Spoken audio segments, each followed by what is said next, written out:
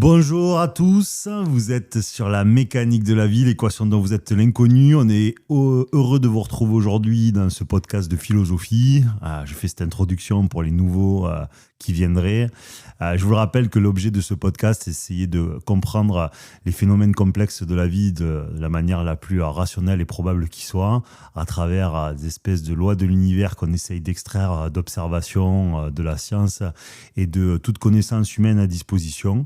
Et on essaie de partager tout ça avec vous aujourd'hui. On est très heureux de le faire dans ce nouveau podcast je serai accompagné par Jeff et Mika une fois de plus. Voilà. Écoutez, nous allons démarrer tout de suite avec les premiers sujets. Alors, je sais que sur le Patreon dans lequel nous communiquons autour des aspects mécaniques de la vie... Que tout le monde peut rejoindre d'ailleurs gratuitement pour tous ceux qui veulent nous rejoindre Mécanique de la vie et l'atelier des mécanos. Et je vous le dis, alors évidemment, ne rejoignez pas le Patreon si vous n'avez pas vu et ou écouté au moins une dizaine ou une quinzaine de podcasts. Voilà, parce que sinon... l'entraînement et après le match. Voilà, ça fait beaucoup de décalage. Mais pour ceux qui ont de l'intérêt pour rencontrer des personnes, pour aborder ces sujets de la vie, qui aiment creuser un peu plus, le Patreon est à disposition. Vous l'installez sur votre téléphone, c'est super cool. Et voilà, et si d'autres veulent soutenir, il y a aussi des abonnements et des choses de ce genre-là. Bon, j'ai interrompu Jeff parce que c'était l'occasion de vous faire de la com. Avec plaisir. Sur ce groupe, justement, on parlait de l'auteur Napoléon Hill, du coup, qui a fait une citation qui m'a marqué l'esprit. Il a dit « Tout ce que l'esprit peut croire et concevoir, il peut le réaliser ».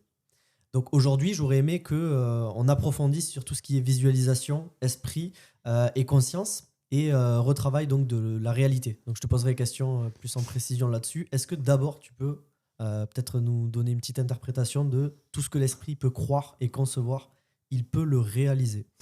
Du moment que vous finissez par comprendre que l'énergie en fait précède la matière. C'est-à-dire que l'énergie peut influer sur la matière, comme vous pouvez le voir, ou qu'il y a de l'information dans l'énergie, tout simplement, comme la Lune qui influe sur les marées, comme votre Wi-Fi va faire circuler de l'information que vous ne pouvez pas voir à l'œil nu, mais vous voyez le résultat de cet échange d'informations. C'est en ce sens que c'est intéressant. Donc à partir de là, vous pouvez concevoir que par ce biais, effectivement, une énergie qui est celle, par exemple, produite par l'esprit peut influer sur la matière et donc être créatrice si l'énergie ou la légitimité de l'intention qui produit cette énergie est suffisante ou suffisamment légitime. Et donc à partir de là, tout pourrait être créé sur le papier, il n'y a pas d'objection particulière. Évidemment, la limite que le monde matérialiste va mettre, c'est qu'il y a quand même un paradigme établi par Dieu, qui sont des lois de l'univers, du monde physique, que vous pouvez pas changer à votre gré. Ou en tout cas, que vous ne pouvez pas changer à votre gré devant d'autres observateurs. C'est-à-dire que vu que vous revenez au précepte, le résultat est fonction de l'observateur. Le monde physique étant le niveau de jeu utile à l'ensemble des humains pour évoluer, il se doit de garder une certaine droiture, il doit garder des éléments fixes, des lois de l'univers qui ne changent pas dans un certain espace-temps pour que le niveau de jeu soit fonctionnel, en fait, tout simplement. C'est comme si vous, tout d'un coup, vous êtes sur Zelda, vous retrouvez sur Mario, vous retrouvez sur James Bond, sur les Schtroumpfs, sur Tintin, où tu dis, mais je suis où, en fait, là? Ma map, elle change toutes les 30 secondes. Donc, vous devez quand même rester dans le même jeu. Donc, il doit avoir les mêmes thématiques. Si vous êtes dans les Schtroumpfs, il faut que ça reste les Schtroumpfs du début à la fin. Bon. Donc, ça, c'est le paramètre inchangé. Du moment qu'il y a suffisamment d'observateurs, le niveau de jeu va rester relativement similaire. Mais par contre, dans l'invisible, donc c'est-à-dire ce que ne voient pas forcément vos yeux, ou dans un espace-temps qui n'est pas celui qui est immédiat, effectivement, vous pouvez le créer.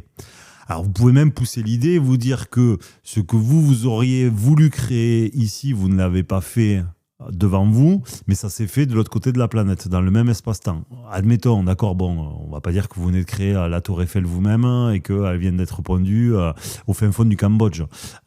Mais dans l'idée, vous pourrez imaginer aussi que tous les humains étant reliés les uns avec les autres, votre création que vous ne croyez pas avoir produite peut s'être faite plutôt ailleurs sur Terre.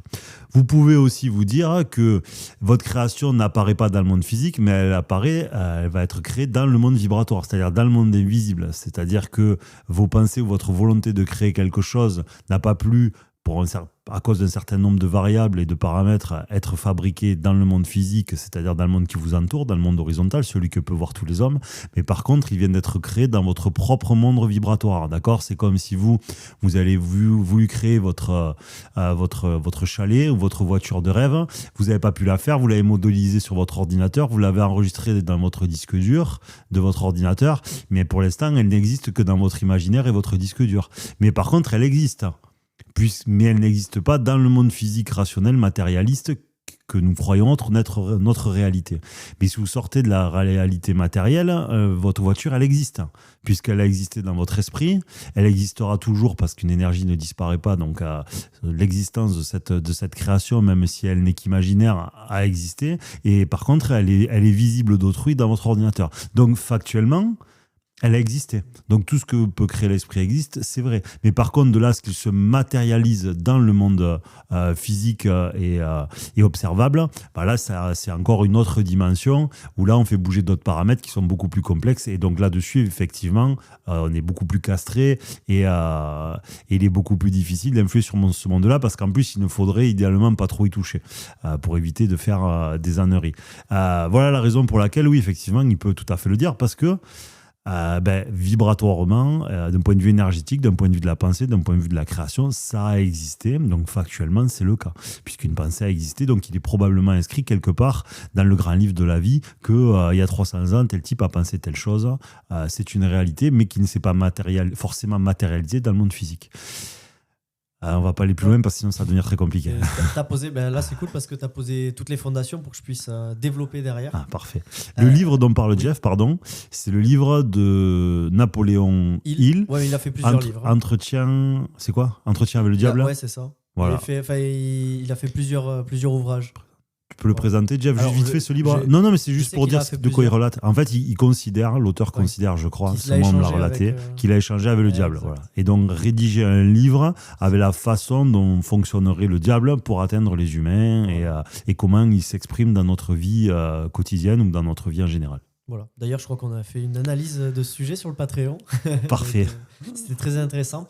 Donc, je poursuis. Donc là, tu as posé toutes les fondations. Là, ce que j'aurais aimé savoir, c'est que on a déjà un peu parlé dans un autre podcast, il me semble, mais c'est la différence entre penser et croire. Donc, dans un premier temps, nous, on dit que tout ce qu'on avance, c'est plutôt du domaine de la pensée, de l'analyse, voilà. Mais est-ce que croire, là, j'aimerais aujourd'hui qu'on s'arrête sur le croire. C'est repris dans toutes les traditions ésotériques, etc. Quel est pour toi l'impact de la croyance vis-à-vis de... comment on peut l'analyser, tout ça ? Après, le problème, c'est que c'est des mots, donc il faut déjà s'entendre sur la définition que vous mettez derrière. Ouais. Moi, en quoi je dissocie pensée de croyance, c'est que la croyance est à la portée de tous. La pensée, normalement, est beaucoup plus exigeante parce qu'elle va vous obliger à réfléchir. Donc pour moi, un volume de réflexion amène à la pensée. C'est-à-dire c'est la conclusion, la pensée devrait être la conclusion d'un cheminement, de remise en question, d'incertitude, d'analyse, de confrontation, et on arrive au terme à une pensée. Une croyance, je me lève un matin, je crois que le ciel est rouge, qu'est-ce qui m'empêche de le croire ? Absolument rien. Donc moi, je dissocierais la croyance de la pensée par la rigueur en fait que je mets derrière. Moi, c'est ma vision du truc. Si tu te lèves et que tu crois que le ciel est rouge, si je comprends bien, ça a une influence sur toi, cette croyance, parce qu'elle va induire tes futures décisions. Elle peut induire tes futures décisions parce que quand tu vas faire un tableau de peinture, toi peut-être tu vas matérialiser toute ta vie que le ciel rouge, parce que c'est tel que toi tu le penses, même si 1000 personnes te disent qu'il est bleu. Et alors, puisque je suis taquin, si j'ai une croyance qui est contraire à la vérité, est-ce que je suis en position de dissonance cognitive ? Est-ce qu'il va m'arriver quelque chose ? Le problème, c'est que, par exemple, vous prenez chez les chrétiens, ça a été le cas de Jésus.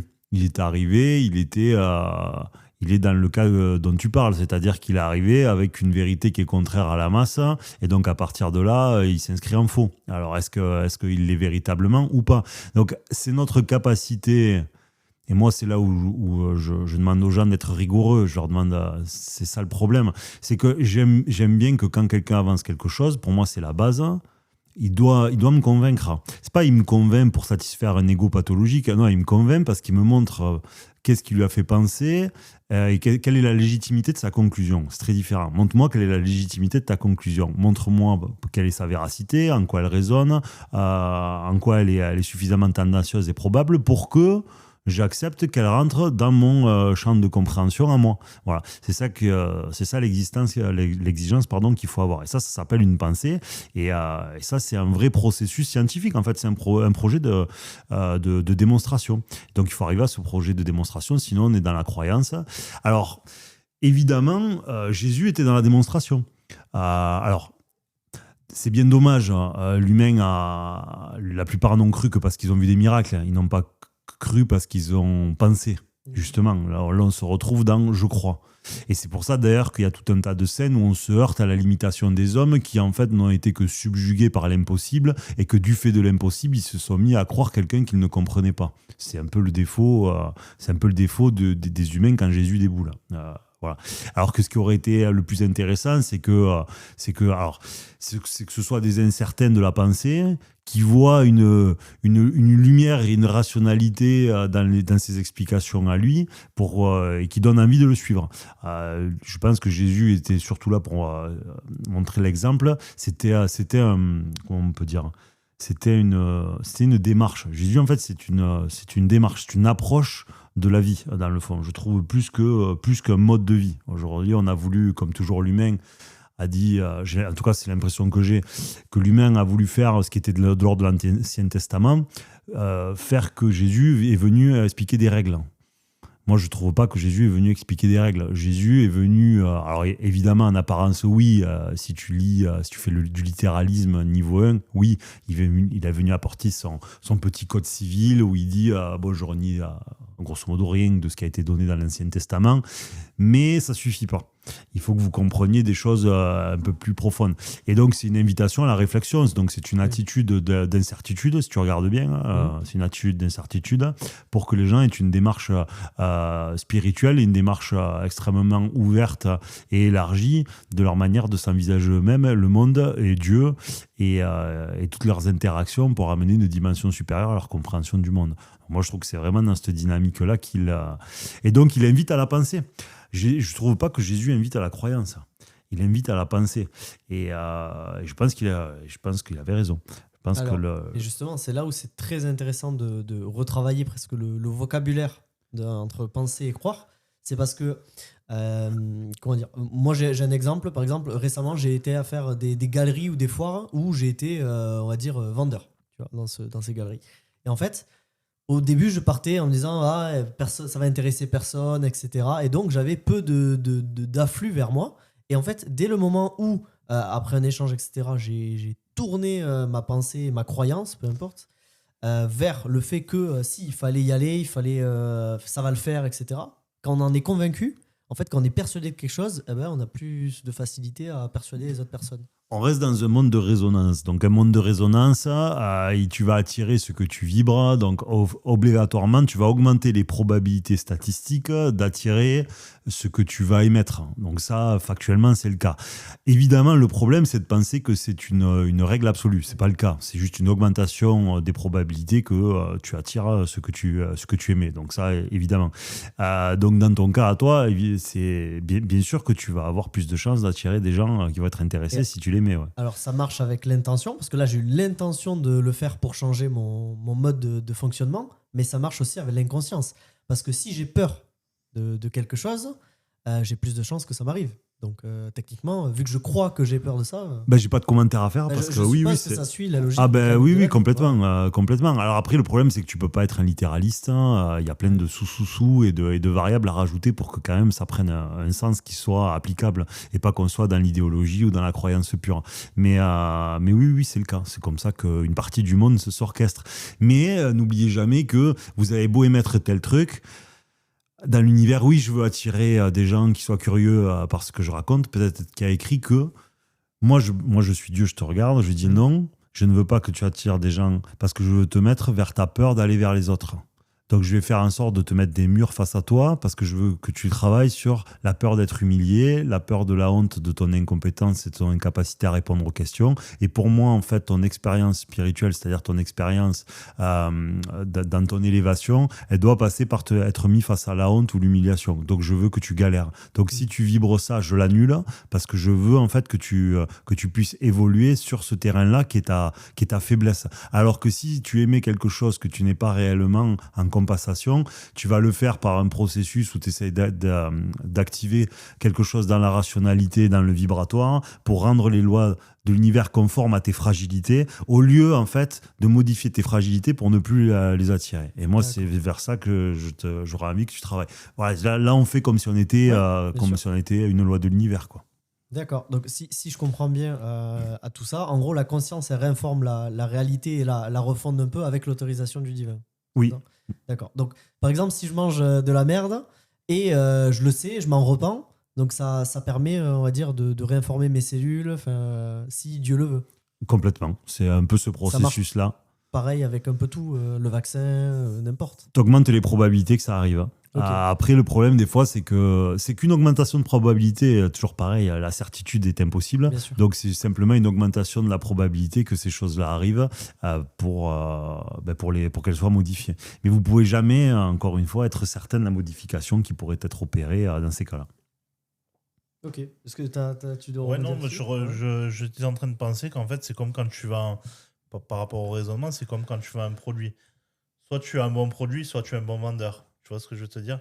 Si tu as un raisonnement qui est fondé et que donc ton produit est bon, sinon ça veut dire que tu te convaincs, donc tu as une croyance que ton produit est bon pour pouvoir mentir et le vendre en fait.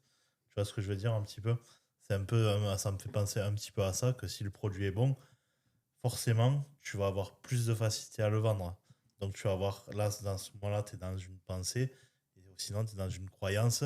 Et à ce moment-là, tu deviens un faux prophète, quoi, disons que la pensée a une construction qui peut être mise à mal. C'est la grosse différence.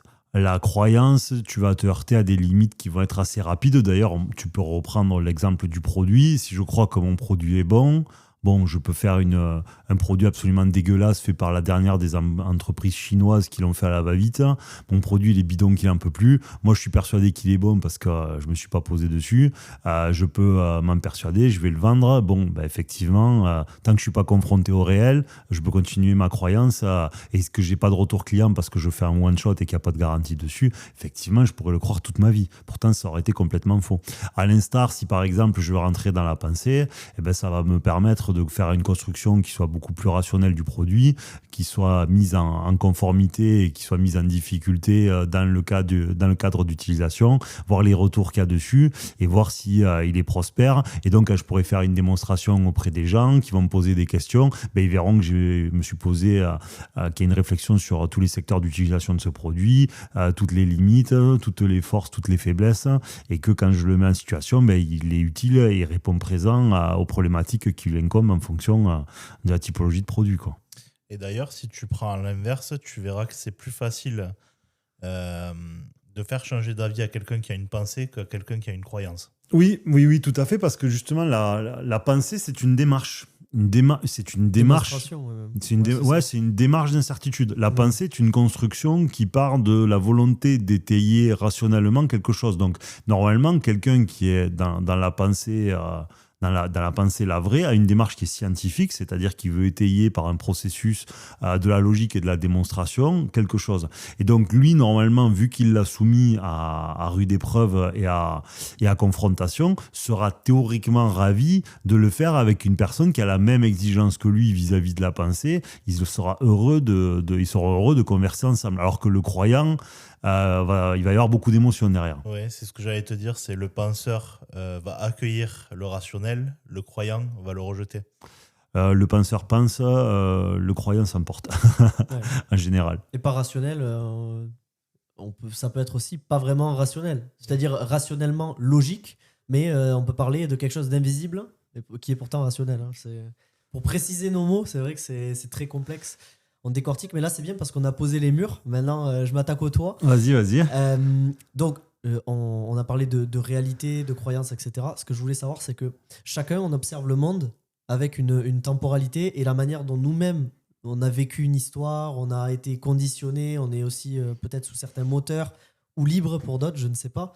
Et ce que je voulais savoir, c'est cette réalité que l'on a. Est-ce qu'au final, c'est pas une différence entre le paradis et l'enfer, c'est pas, tu sais, des états d'âme. Le paradis et l'enfer, en fait, c'est pas ce qu'il y a après, ou ça pourrait, hein, je sais pas, mais c'est pas ce qu'on vit maintenant. C'est-à-dire que ceux qui sont en enfer, c'est ceux qui, par eux-mêmes, par leurs croyances, par la répétition de ces habitudes au quotidien, vont perdurer en enfer. C'est-à-dire que, bon, je sais pas, ils crèvent c'est la spirale causale. Oui, c'est ça. Il crève un pneu. Il m'arrive rien de bien dans ma vie. Ben, il va lui arriver encore une merde. Et encore une merde. Et encore et encore et encore. Et pour l'autre, il va dire c'est l'occasion pour moi de travailler sur ce problème-là. Et donc, il va enclencher quelque chose de nouveau. Est-ce que tu vois ce que je veux dire? Oui, je vois ce que tu veux dire, mais c'est vrai que c'est juste que j'ai du mal à m'exprimer là-dessus parce que c'est assez. On le trouve partout, ce sujet. Ouais. Donc, et comme je le trouve. Comme je le trouve de la manière dont il est traité habituellement, il est traité assez logiquement. Je vois pas je vois pas énormément de choses à rajouter. Je vois pas énormément de choses à rajouter. C'est sûr que si tu entretiens en permanence le problème, tu as plus de probabilités qu'il vienne se répéter parce que en fait, tu crées ton propre enfer du fait de ta négativité ambiante et que tu n'essayes pas de passer au-dessus. Forcément, tu vas augmenter les chances. Mais c'est un peu caricatural. En vrai, c'est beaucoup plus compliqué que ça. Pour moi. Donc, pour moi, c'est pas. Pourtant, on n'a pas ce travail-là à faire de Si, changer sa manière de voir les choses. Si, mais bien sûr, mais le problème, c'est qu'après, il y a aussi le réel à changer. C'est-à-dire que c'est bien de toujours changer ton regard, mais au bout d'un moment, il faut que tu changes des choses en toi réelles. Parce que si tu changes tout le temps, tu vois, le regard, c'est ce qui est extérieur à toi, alors que ce que tu viens faire, c'est te libérer de ton intérieur. Donc, le problème, c'est que ton regard voit quelque chose, parce qu'en fait, ton intérieur, il est souffrant. Et là, le problème, c'est que si tu veux tout le temps changer ton regard extérieur, tu oublies de regarder à l'intérieur ce qui ne se voit pas. Et donc, le problème, il est là, il faut laver la coupe, tu vois, c'est laver la coupe, en fait. Des yeux dans les yeux. C'est quoi dans les évangiles? C'est vous lavez les pharisiens, là, quand Jésus se met à gueuler, là, il dit vous lavez la coupe, l'extérieur de la coupe, mais l'intérieur, Ouais. et l'intérieur est dégueulasse. Voilà. Nous, on est tous ça, en fait. Nous lavons la coupe, nous sauvons les apparences, mais l'intérieur de notre coupe est toujours aussi sale. Et ça, c'est le travail qu'on doit faire. C'est ce travail de liberté intérieure, en fait, de faire croître la liberté intérieure en sortant de la causalité, comme on l'explique dans Mécanique de la vie, en s'exorcisant à l'intérieur, comme vous le dit Jésus, ou en faisant le djihad intérieur, comme vous le dit Mahomet. Et donc ça, c'est ce qu'on est venu tous faire sur Terre pour vraiment nous reconnecter entre guillemets au créateur. C'est même pas à nous-mêmes, c'est au créateur, parce que tant que nous sommes dans l'inscription traumatique à l'intérieur de nous, nous sommes que nous le voulions ou non, on peut être les plus gentils de la planète, nous sommes dans l'entité sombre, parce que nous sommes régis par l'inscription traumatique dont nous ne sommes pas libres, et si nous ne sommes pas libres, nous ne pouvons pas être reliés au divin assez mathématiquement. Donc c'est ce que nous venons faire, sortir de la causalité pour retrouver une liberté beaucoup plus grande de choisir, et donc de dessiner un tout autre destin pour nous. Ok, super pour le sujet du coup de la réalité, de la conscience, etc. Voilà. Écoutez les amis, merci de nous avoir suivis, merci à Jeff et à Mika. C'était un peu plus court qu'à l'accoutume, c'était une réflexion là sur ce livre. Merci de nous avoir suivis et à très bientôt sur la mécanique de la vie, l'équation dont vous êtes l'inconnu. Allez, petite bande-annonce. T'as envie de rejoindre l'équipe des mécanos, d'échanger, d'apporter ta pierre à l'édifice ou juste d'aller plus loin? Patreon Mécanique de la vie. C'est une application pour la création de contenu. C'est gratuit, ouvert et dessus, il y a plein d'autres mécanos.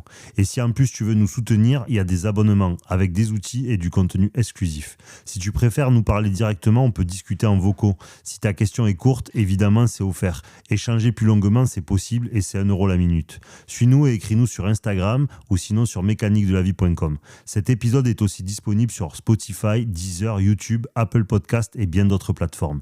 Merci de votre soutien et à bientôt les mécanos sur Mécanique de la vie, l'équation dont vous êtes l'inconnu.